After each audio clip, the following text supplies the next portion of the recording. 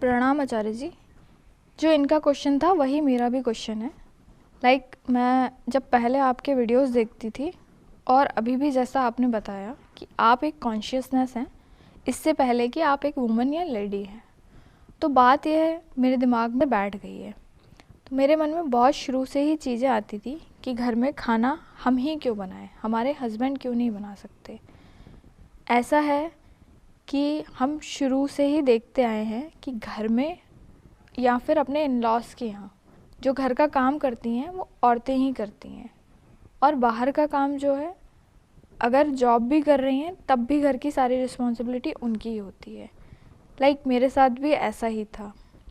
मैं जॉब करती थी और सारी घर की रिस्पॉन्सिबिलिटी भी मेरी ही थी। जॉब मैंने इसलिए छोड़ी क्योंकि मुझे बर्डन लगता था, मुझे बाहर का भी करना पड़ता था और घर का भी करना पड़ता था। मैंने 4 साल पहले जॉब छोड़ी है, तो मेरे अंदर एक बहुत ज़्यादा अजीब सा डिप्रेशन आ गया है। फिर मैंने आपके वीडियोस देखना शुरू किए, तो मुझे समझ में आया कि मे बी मेरे डिप्रेशन का एक ही रीज़न है, because of my not doing anything worthwhile. तो फिर उसके बाद मुझे लगने लगा कि मुझे कुछ तो ऐसा करना चाहिए जिससे मेरी लाइफ फ्रूटफुल हो, ऐसा लगे कि हाँ मैंने कुछ तो किया। और बेसिकली मुझे ऐसा लगता है कि प्रॉब्लम जॉब की भी नहीं है, क्योंकि जॉब तो मैं कर ही रही थी 4 साल पहले तक, बट हैप्पीनेस तो तब भी नहीं थी।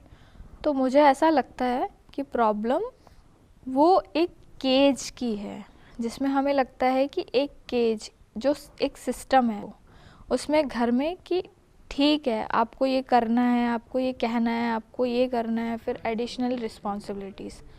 बहुत ऐसे इंसिडेंट्स हुए हैं जहाँ पर मुझे सुनना पड़ा है कि आपका कोई कंट्रीब्यूशन नहीं है घर में और आप कुछ भी नहीं कर रहे हो, आप यूज़लेस हो, और बहुत ज़्यादा फील होने लगा है। आई कैन डू इट, मैं अपना कर सकती हूँ, तो फिर मैं क्यों सुनूँ। देखिए, कुछ बहुत मूलभूत बातें हम समझते हैं।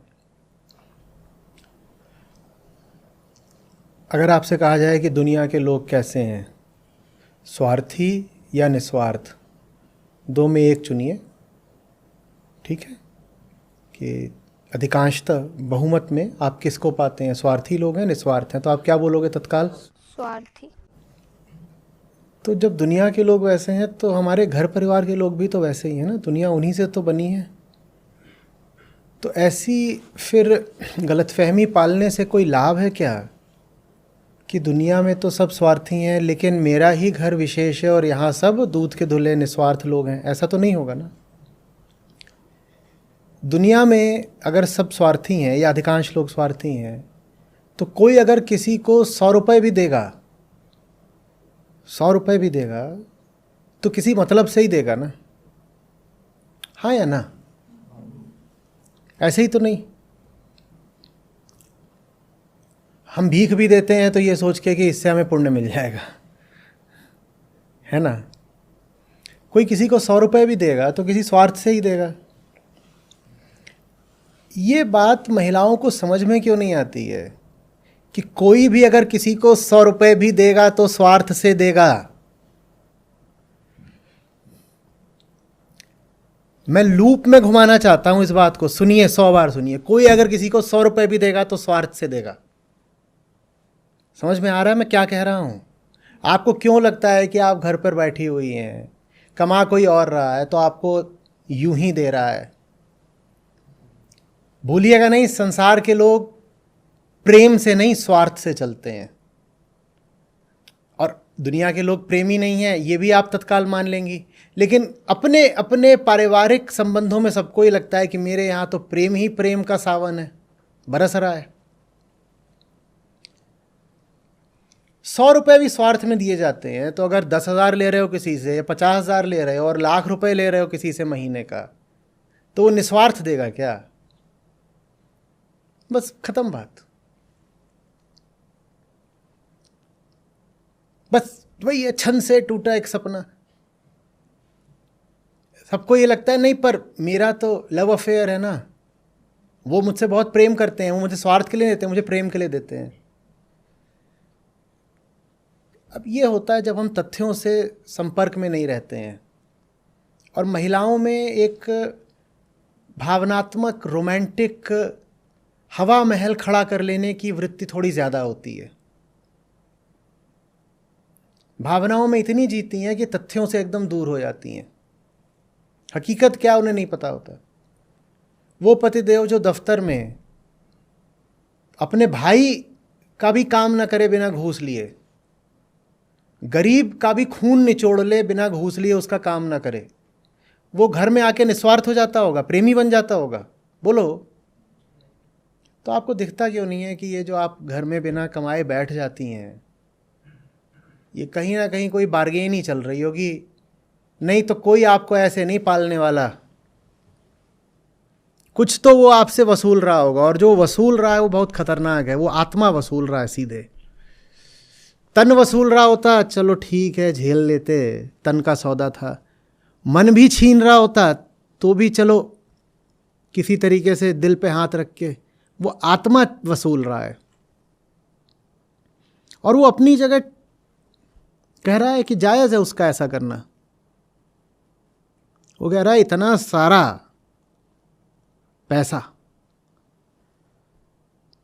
ये मैंने इतना आलीशान घर बनवाया है, मैं तो इसमें कम ही रहता हूँ। ऐसे घर का किराया ही महीने का ₹1,00,000 हो, और मैं तो इसमें रहता नहीं, बनवाया भी मैंने और बिना किराए के इसमें। लेकिन अब जब रोमांटिक मकड़जाल बुन रखा हो तो सच्चाई दिखाई नहीं देती। फिर लगता है कि I am the lady of the house, I am the queen of this property. काहे की क्वीन? तुम्हारा क्या है उसमें? तुम्हारा क्या है? और यही बात जब मैं बोल देता हूं तो जो पूरा पुरुष वर्ग है वो बिल्कुल एकदम कुपित हो जाता है मुझ पर, कहता है ये महिलाओं को भड़का रहे हैं। भाई पुरुषों, तुमने अपनी जिंदगी भी तो नर्क कर रखी है ना, व्यर्थ कमा कमा के। तुम अपना भी तो देखो, कैसे तुम्हारी पीठ टूटी जा रही है कमा कमा के 5 लोगों के लिए। तुम्हें नहीं दिख रहा? तुम सोच रहे हो कि मैं तुमसे दुश्मनी की बात कर रहा हूं। दुश्मनी की बात नहीं कर रहा, मैं तुम्हारा बोझ हल्का करने की बात कर रहा हूं। तुमने एक को घर में रख दिया है मूर्त बना करके, वो कुछ नहीं करती, या वो जो करती भी है चलो वो तुम जानते हो कि उसका आर्थिक मूल्य कितना है। और तुम 25 साल के जिस दिन हुए थे उस दिन से तुमने अपनी कमर तोड़वा ली है, कमा कमा के दिन भर धूप में फिरते हो कमाने के लिए। कौन कौन से पापड़ तुम नहीं बेलते कमाने के लिए? पुरुषों से कह रहा हूं।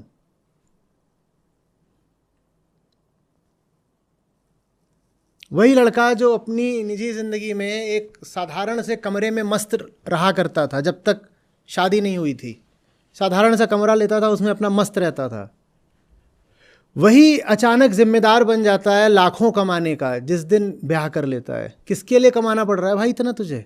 तू खुद तो एक साधारण जिंदगी में भी कितना मस्त था। जो चीज़ें तुझे खुशी देती थी वो तो दूसरी थी। तुझे खुशी देता था यारों के साथ मटर गश्ती करना, शनिवार रात को इधर उधर गए, कहीं जा कर के बैठ गए, अपना खाया पिया, ये सब चीज़ें थी जिसमें तू आनंदित रहता था। ठीक, तेरे ऊपर ये बोझ नहीं था कि भाई कम से कम इतना रुपया, इतने लाख तो घर पे लाकर रखने ही रखने हैं। और अब देख तूने अपने ऊपर कितने बोझ कर लिए हैं और बिल्कुल कमर तोड़वा ली। शक्ल देख कैसी हो गई तेरी। शादी के 4 साल के अंदर अंदर बुढ़ा गया है तू। शक्ल ही बदल जाती है शादी के 5वें साल। वो जिम्मेदारी ऐसी चढ़ती है ना, वो जिम्मेदार पुरुष बन जाता है। बाल ऐसी थोड़ी उड़ते हैं पुरुषों के, गंजे हो जाते हैं बिल्कुल। हंस रहे हैं देखो।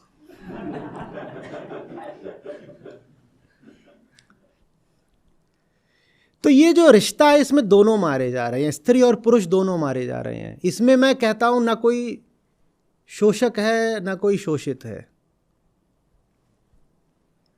इसमें तो दोनों का ही शोषण हो रहा है, स्त्री का भी पुरुष का भी, दोनों का शोषण हो रहा है। एक बार उसका लिंग हटा करके उसको देखो, वो 25 साल या 35 साल या 45 साल का एक व्यक्ति है। वो जो महिला है वो भी तो एक व्यक्ति है ना। तुमने एक व्यक्ति को घर में रखा हुआ है, बस वो क्या करता है, वो घर में रहता है। और कोई पुरुष भी ऐसी घर में रह रहा होता तो जी नहीं सकता था, उसकी जान ले लेते, कहते नाकारा और वो भी एक व्यक्ति है, वो बस घर में क्या करता है, वो है घर में। और अब तो आर्थिक संपन्नता आती जा रही है। अगर आप थोड़ा सा उच्च मध्यम वर्ग की तरफ जाएं तो वो जो व्यक्ति है 45 साल का, जो कि एक महिला भी है, वो घर में ज़्यादा कुछ अब करता भी नहीं है। आर्थिक संपन्नता के बाद क्या करता है, घर में 2 नौकर 2 बाइयाँ लगी हुई हैं, एक कुक भी लगा हुआ है। वो क्या करता है घर में, वो व्यक्ति, वो कुछ भी नहीं करता। वो व्यक्ति घर में एक व्यक्ति है। खौफ देखो, खौफ, let the terror sink in. एक व्यक्ति है जो 35-45 साल का है, वो घर में रहता है और कुछ भी नहीं करता, और दुनिया भर के भोग विलास उसको उपलब्ध हैं। वो जो बाहर कमा रहा है, वो जितनी कमाई है वो घर में लाके रख रहा है इसी व्यक्ति के लिए जो घर में बैठा है। ये टेरर है ना। हाँ, तो ये पूरे स्पेक्ट्रम में तुम जिधर देखो उधर टेरर ही टेरर है, हॉरर ही हॉरर है। दूसरे छोर पे वो स्त्रियां हैं जो निम्न मध्यम वर्ग की हैं, निम्न वर्ग की हैं, वो मजूरी कर रही हैं। वहां उनकी हालत खराब है क्योंकि उन पे पैसा नहीं है। वहां पर उनसे अज्ञान और परंपरा ने क्या करवा दिया है कि वो बच्चे ज़्यादा करती हैं। अब वो मजदूरी कर रही है, वो काम वाली बाई है, वो कई बार ईंटें उठाने का काम कर रही है, और उसके 4 बच्चे हैं। इतना मुझे बुरा लगता था, काम चल रहा था तो वहाँ पर एक तख्त रखा था बड़ा छाँव में, और वहाँ पे जो ये मज़दूर स्त्रियाँ आया करती थीं, वो अपने छोटे छोटे बच्चे बैठा देती थी, लिटा देती थी, इतने छोटे छोटे, वो उस पर पड़े हुए हैं, और उनकी माएँ ईंट ढो रही हैं, ऐसे यहाँ पे तसला रख के ईंट ढो रही हैं, रेत ढो रही हैं, और वो छोटे बच्चे हैं। वो एक तख्त था छाया में, वो उस पर 1 2 3 4 बच्चे हैं, वो अपना पड़े हुए हैं, और ज़्यादातर इतने छोटे हैं कि वो करवट भी नहीं ले सकते ठीक से, इतने छोटे, और वो मेहनत मजदूरी कर रही हैं। ये जो पूरा हमने खेल चला रखा है, मुझे बताओ इसमें कौन से वर्ग का लाभ हो रहा है? इसमें किसी का लाभ नहीं हो रहा। इसमें पुरुष भी शोषित है और स्त्री भी दमित है, क्योंकि सब तथ्यों से दूर है। किसी को नहीं पता कि इंसान और इंसान का रिश्ता कैसा होना चाहिए, ये ज़िंदगी किस लिए मिली हुई है। वो मजदूर स्त्री है, वो नहीं जानती कि ज़िंदगी क्या चीज़ है, वो बच्चे पैदा किए जा रही है। ये क्या कर रहे हो?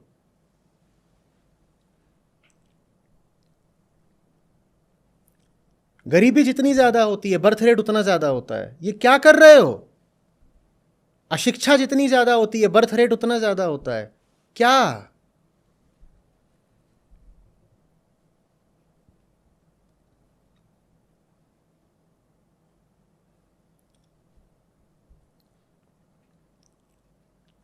ये सब जीवन की चीज़ें हैं और घटनाएं हैं। घर एक जगह मात्र है। आपको कोई पसंद आ गया, आपने विवाह कर लिया, वो एक घटना मात्र है, एक माइलस्टोन है, अधिक से अधिक एक पड़ाव है। आपको गर्भ हुआ, आपने संतान पैदा करी, वो भी एक घटना मात्र है। ये सब जीवन की घटनाएं हैं, ये जीवन नहीं है। जीवन चेतना की सतत यात्रा है, रोशनी की तरफ, बोध की और मुक्ति की तरफ, वो जीवन है। उस यात्रा में बीच बीच में ये सब होता रहता है। आप पैदा हुई ताकि आप एक यात्रा शुरू कर सकें, ठीक? वो यात्रा है किसकी तरफ? लगातार सत्य, बोध, मुक्ति, लिबरेशन, जो बोल लो उसको। उस यात्रा में ये सब बीच बीच में होता रहता है। ये जो बीच बीच में हो रहा है, ये मंजिल नहीं हो गया। घर आ गया, ठीक है, आ गया। कौन कह रहा है कि घर को आग लगा दो या घर छोड़ दो? पर वो ठीक है, बीच की चीज़ है। घर आ गया, बच्चा आ गया, पति आ गया, और चीज़ें हैं, वो सब आ गई। वो सब बीच बीच की चीज़ें हैं, यात्रा की बीच की चीज़ें। आप कहीं जाते हो, बीच में इतने ढाबे पड़ते हैं, पेट्रोल पंप पड़ते हैं, ये पड़ा वो पड़ा, वो सब आ गए बीच में। कई बार उसमें आदमी थोड़ी देर के लिए रुक भी जाता है, रुक जाता है ना। कई बार नाइट स्टे भी कर लेता है, कई बार फ्यूलिंग के लिए रुक जाता है। लेकिन थोड़ी देर को रुक सकते हो, सदा के लिए तो नहीं रुक सकते ना। उसी जगह को ये तो नहीं कह सकते ना कि यही मेरी मंजिल है। अब ये बात स्त्री पर भी लागू होती है, पुरुष पर भी लागू होती है। समझता कोई नहीं है। स्त्रियां तो एकदम ही नहीं समझना चाहती। अब कोई क्या करे?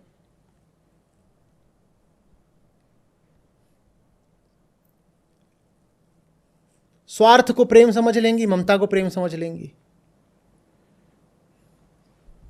क्यों नहीं स्वीकार करते हो कि जिस पुरुष के साथ रिश्ता बनाते हो उसमें ज़्यादा से ज़्यादा हिस्सा तो शारीरिक स्वार्थ का ही होता है? क्यों नहीं? बड़ी शर्म आती है सबको ये मानने में, नहीं नहीं हमारा देह का थोड़ी रिश्ता है। अच्छा, देह का रिश्ता नहीं है तो किसी स्त्री से ही बना लिया होता। स्त्री से क्यों नहीं विवाह कर लेती? पुरुष से क्यों नहीं विवाह कर लेता? ये लव अफेयर ज़्यादातर या हमेशा ही लगभग ऑपोजिट जेंडर्स में ही क्यों होते हैं? क्यों बोलो? क्योंकि जो प्राइमरी कंडीशन है वो तो सेक्सुअल है ना, और बाकी चीज़ें कॉम्प्रोमाइज़ हो सकती हैं, बाकी चीज़ों पे आप एडजस्ट कर सकते हो। लड़कों से पूछो, अच्छा चलो लड़की नाटी है चलेगा, हो सकता है वो मान ले, चलेगा। कहीं लड़की बहुत लंबी है चलेगा, तो भी चलेगा। लड़की बहुत गोरी है चलेगा, चलेगा। लड़की एकदम काली है चलेगा, हो सकता है वो भी चलेगा। लड़की बहुत मोटी है चलेगा, चलेगा। लड़की पढ़ी लिखी नहीं है चलेगा, चलेगा। लड़की ही नहीं है, अब चलेगा? अब चलेगा क्या? लड़की पढ़ी लिखी नहीं है चलेगा। लड़की सुंदर नहीं है वो भी हो सकता है, चलेगा। लड़की अमीर नहीं है वो भी हो सकता है, अब चलेगा। लड़की ही नहीं है, अब चलेगा। तो तुम्हें दिखता नहीं है कि प्राइमरी शर्त तो सेक्सुअल ही है, पागल। सेक्स को प्रेम समझ लेते हो, बच्चे के साथ ममता का रिश्ता होता है, ममत्व को भी प्रेम समझ लेते हो। और समझाने वालों ने, ऋषियों ने, ज्ञानियों ने कहा है कि प्रेम तो सिर्फ होना चाहिए उस आखिरी मंजिल की तरफ जिसके लिए पैदा हुए हो। उसके लिए हमारे पास कोई भाव ही नहीं है, उसके लिए कोई लगाव ही नहीं है। इधर उधर की बातों को प्रेम बोल रहे हो। जिससे प्रेम होना चाहिए था उसके लिए हमारे पास कोई भाव नहीं है, और इससे उससे कह देते हो इससे अटैचमेंट हो गया है, इससे मोह हो गया है, इससे ये हो गया, इससे वो हो गया, ये 50 चीज़ें, उन्हीं में उलझे रहते हो।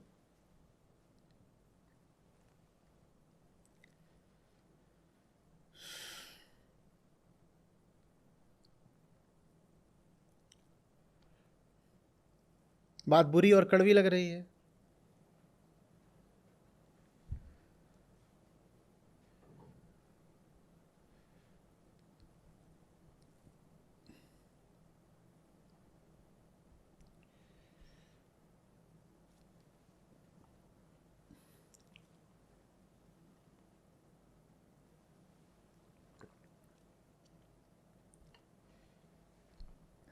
बता दीजिए।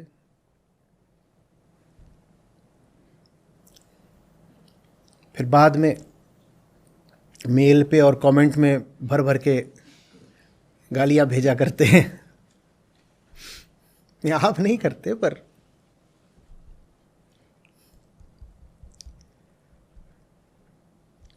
इस बात में कोई आपत्ति लग रही है? लग रही है तो बताइए, क्या समस्या है? अच्छा, और पूछ रहा हूं मैं, चलो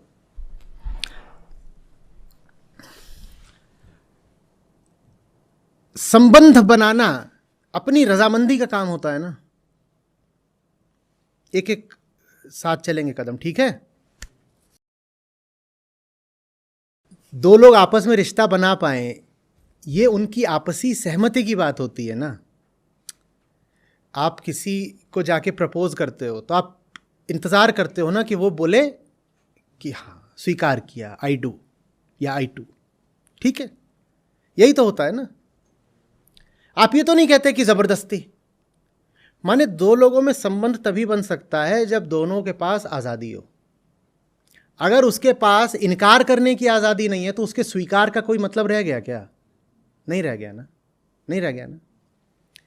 तो माने रिश्ता भी, अगर प्रेम संबंध भी बनाना है तो वो दो मुक्त लोगों में ही तो बन सकता है, पागल, कि नहीं? जो मुक्त ही नहीं है वो संबंध भी क्या बनाएगा? भाई आपने किसी को गुलाम बना रखा है, स्लेवरी पहले चलती थी, और आपने उसको ऐसे जकड़ कर रखा है, फिर आप उससे जाके बोलते हैं so do you love me? उस बेचारे की हिम्मत है कि बोल दे आई डोंट, और अगर वो बोल भी दे आई डू, तो उस कथन का कोई मतलब है? कुछ है? अच्छा तभी लगता है ना जब कोई इनकार कर सकता था पर उसने इकरार करा। जो अस्वीकार कर सकता था, उसके पास हक था अस्वीकार करने का, उसने स्वीकार करा, तब अच्छा लगता है ना। बोलो। तो अच्छे संबंध भी दो आजाद लोगों में ही बन सकते हैं। ठीक बोल रहा हूं कि नहीं बोल रहा हूं? एक दूसरे की आजादी छीन करके तुम क्या संबंध बनाओगे एक दूसरे से? अगर अच्छे संबंध भी दो आजाद लोगों में ही बन सकते हैं, तो एक दूसरे से आजादी छीन करके क्या रिश्ते बनाओगे और क्या रिश्ते रखते हो? जहां एक दूसरे के मोबाइल फोन्स पर जासूसी करी जा रही है, फोन करके पहला सवाल करा जा रहा है, कहां हो? और अब तो और मुश्किल है, कुछ बोलो तो उधर से बोला जाता है, अच्छा ठीक है जरा सा वीडियो ऑन करना, हाँ लाइव लोकेशन भेजो और वीडियो ऑन करो।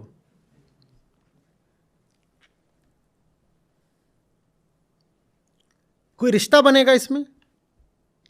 याद रखना, स्वस्थ सुंदर रिश्ते प्रेम के सिर्फ दो मुक्त लोगों में, आजाद लोगों में बन सकते हैं, स्वतंत्र लोगों में बन सकते हैं। तुमने जिसकी स्वतंत्रता छीन ली, तुमने उसका प्रेम भी छीन लिया।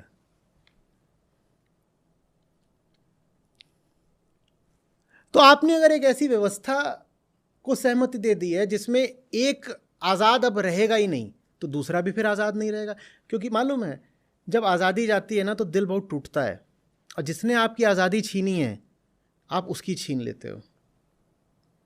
जो पैट्रियार्की है, पितृसत्ता, इसमें पुरुष सक्रिय रूप से स्त्री की आज़ादी छीनता है और स्त्री परोक्ष रूप से, नहीं निष्क्रिय नहीं, परोक्ष रूप से वो उसको सीधे सीधे गुलाम बनाता है, ऊपर ऊपर तरीके से वो उसको अंदर अंदर से बनाती है। गुलाम एक दूसरे को दोनों बनाते हैं, क्योंकि ये हो नहीं सकता है, तो दोनों व्यक्ति ही ना, दोनों क्या हैं, पुरुष और स्त्री से पहले व्यक्ति हैं, मनुष्य हैं। ये हो नहीं सकता कि आप किसी पर अत्याचार करो और वो पलट करके आप पे वार ना करे। इसी को ऐसे भी कह सकते हो कि स्त्री पुरुष का शोषण करती है, उसको कोल्हू का बैल बना करके, तो फिर पुरुष भी स्त्री का शोषण करता है। इसको जैसे चाहो वैसे कह लो, मैं कहता हूं दोनों एक दूसरे का करते हैं, क्योंकि अज्ञान हमेशा हिंसात्मक होता है। इधर भी अज्ञान है, इधर भी अज्ञान है, तो दोनों एक दूसरे के प्रति हिंसा रखते हैं। आ रही बात समझ में? अगर ये सब बातें समझकर भी कोई स्टेप आउट करना चाहे तो क्या ये ठीक है? देखिए, स्टेप आउट इनटू व्हाट? आप एक स्तर पे होते हो, वहाँ से दोनों संभावनाएं खुलती हैं, ऊपर जाने की भी, नीचे जाने की भी। मेरे पास पुरुषों की शिकायत आ जाती है, बोलते हैं कि मैं पहले भी बाहर का काम करता था, ये घर पे रहती थी, कुछ घर का काम करती थी, और आपने जो क्रांतिकारी वक्तव्य दिए हैं उसके बाद से अब मैं बाहर का और घर का दोनों का काम करता हूँ।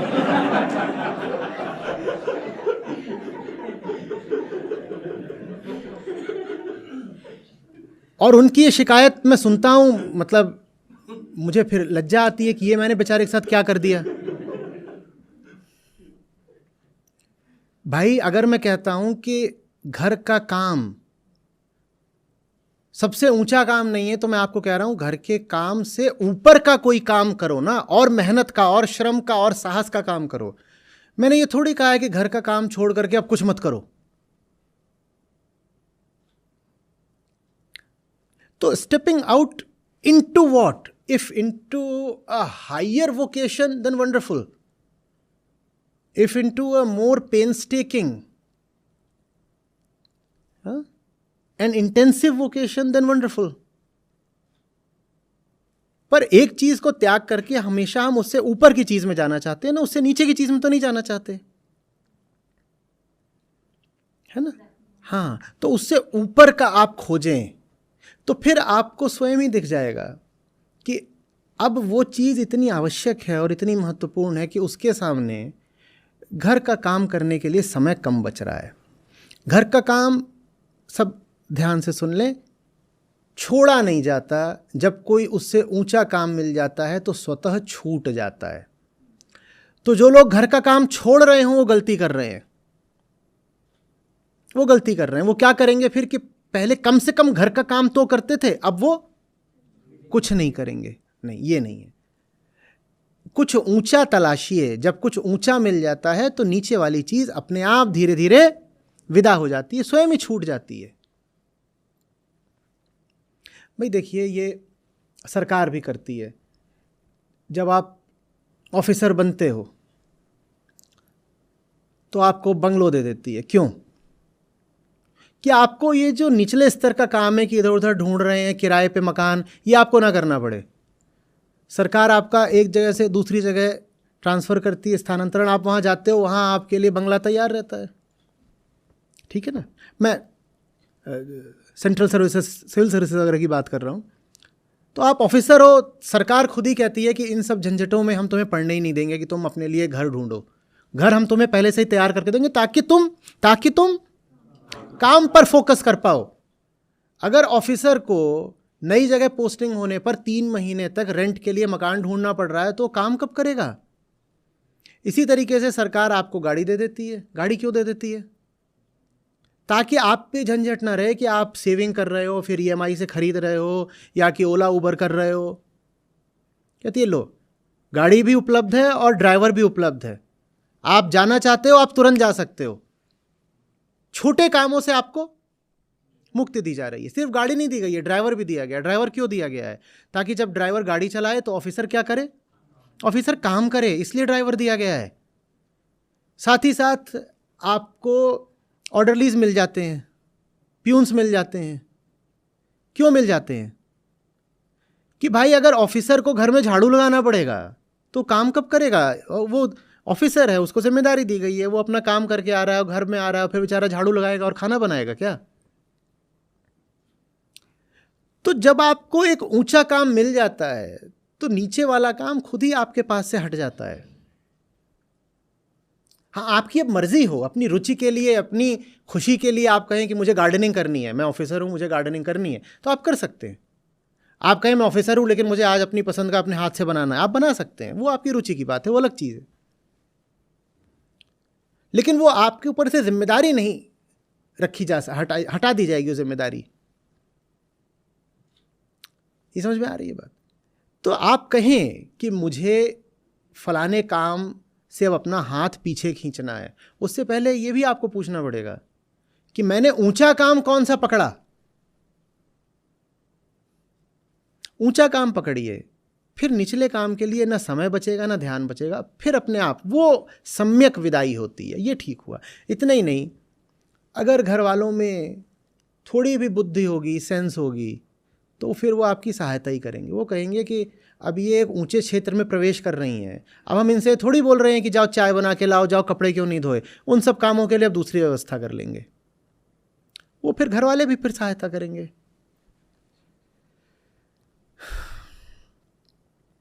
कुछ बन रही है बात या उल्टा ही पुल्टा बोल रहा हूं मैं?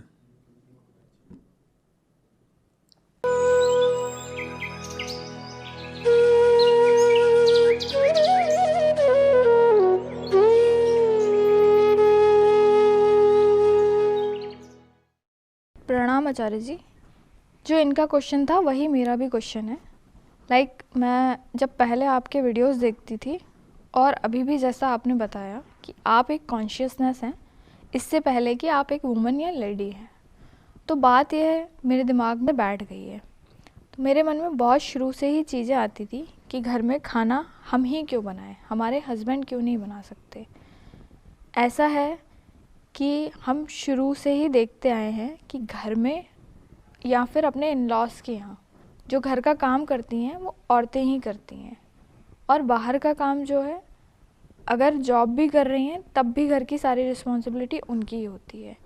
लाइक मेरे साथ भी ऐसा ही था। मैं जॉब करती थी और सारी घर की रिस्पॉन्सिबिलिटी भी मेरी ही थी। जॉब मैंने इसलिए छोड़ी क्योंकि मुझे बर्डन लगता था, मुझे बाहर का भी करना पड़ता था और घर का भी करना पड़ता था।